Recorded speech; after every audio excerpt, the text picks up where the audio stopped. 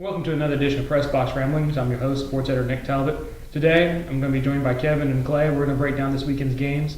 Kevin's going to join me as we break down Shoemaker. We got a win over Universidad, Nuevo, who happens to be the team that Cove is playing this week, and Clay's going to help me break down that one.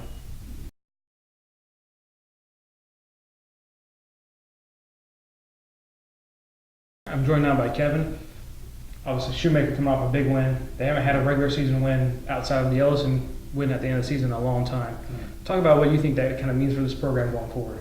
I think it's huge to get that first win out of the way, especially in the preseason. This gives them a little bit of confidence that what they've been practicing on all summer is working. They've got a formula that obviously works. They used it to beat Ellison last year. They did it to beat the Nuevo Leon team. So I think that gives them a lot of confidence going into this week, their final week of the non-district schedule, and then their bye week. So I think we're going to see a very good Shoemaker team come out tomorrow night against Stony Point. All right, Jefferson, 303 yards last week against Nuevo Leon.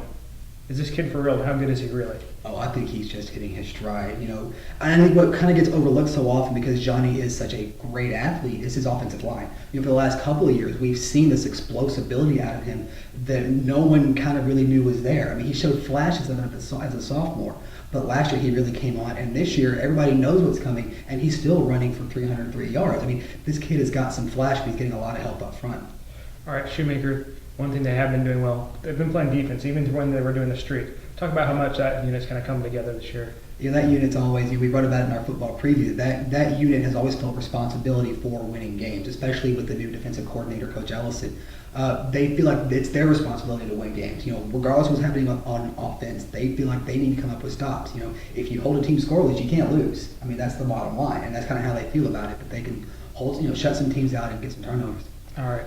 They have their stiffest opponent of the preseason, Round Rock Stony Point. What do they have to do to win this game? Obviously, Round Rock Stony Point beat Harker Heights 18-3. That's a district opponent and common opponent. What do you think Shoemaker has to do?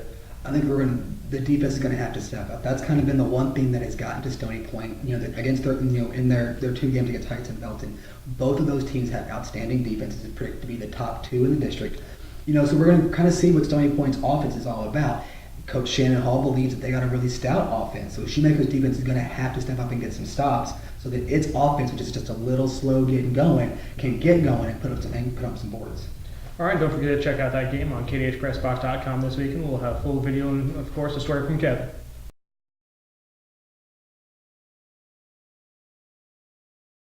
All right, now I'm joined by Clay. We're going to break down the Cove versus Nuevo Leon game. Clay, Cove is coming off a really big win last week, 43-7 over Waco. A week before, though, they lost to College Station and Consolidated. What did they do that was so much better last week than the opening week? Well, they had a lot more balance in the offense. Obviously, they first half they just kind of chipped away with the run, lured them to sleep, and then second half they were really able to capitalize on that by opening it up a little bit more, and it turned into a big game for Robbie Siebold, and they ended up getting 2 touchdowns through the air, which is, good for them. Yeah, certainly so. Talk a little bit about his development, what you've seen over the first couple of weeks. Well, the first game he kind of struggled, but it seems like after that last game, it seems like he kind of found his spot in the team. It seems like he's kind of solidified his spot in the team, and that seems like the other players and coaches are responding to him. I mean, he went out, he made plays when asked to do so, ended up 5 for 6, 140 yards, 2 touchdowns. And not only did he make plays, but he made big plays. He converted a couple third downs and threw for a 2-point conversion early in the game that they needed to make up for a missed extra point. So they gave him big plays, and he responded by making them. All right, Jack Walsh at the beginning of the season said he wanted balance out of this team. Mm-hmm. Is Robbie Siebold looking like that answer now? Are they getting to that point where they have that balance? I think they have that balance now. I wouldn't say it's going to be 50-50 or anything like that, and I wouldn't say he's going to ever go out there and throw 300 yards for you, but that's not what they're looking for either. They need someone who can, control the offense and just make plays when necessary, and it seems like after that game he did that, and I think it instilled a lot of confidence in, like I said, in himself and his teammates and in the coaches that he's capable of doing that. All right, it seems like they might have another opportunity to do that this week a little bit. They're playing Universidad, Autonoma Nuevo Leon. Mm-hmm. That's kind of a mouthful. Shoemaker being 38-24 was really successful on the ground. When can Cove look to be successful against that?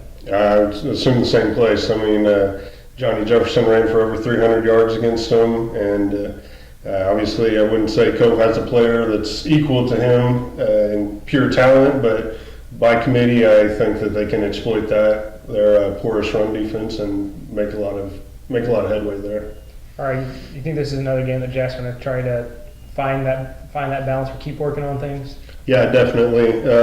From talking to him, he honestly doesn't care about winning or losing this game. He wants to accomplish what he wants to accomplish, which is having the offense run crisply and converting and basically just playing a smart game.